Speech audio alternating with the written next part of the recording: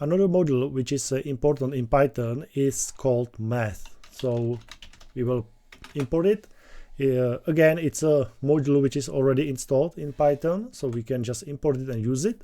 So for example, if you need number pi, it goes like this. So second, I will clear it. 3.14 and so on and so on. Maybe you remember this number from the math class.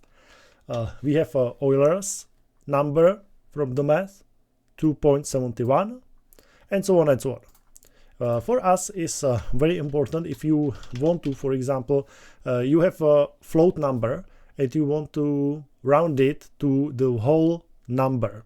So you can use it cell. So the cell round the number to the whole number up. So it means if you put here 5.1, it goes up to the whole number. So it means it goes like this, it goes to 6.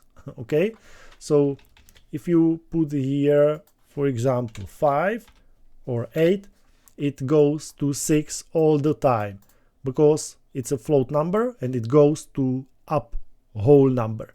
So I will run it and you can see 666. Okay, the second option is to round everything to down to the whole number, and it's called floor.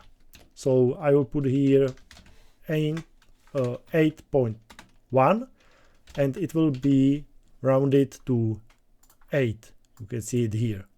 Okay, so if I put here, for example, 8.5, 8.9, it goes all the time to 8.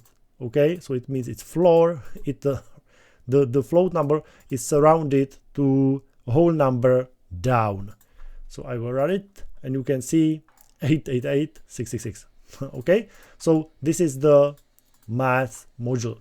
Maybe now you are confused because you don't know how to use it in real Python code, right? But we will speak about that later.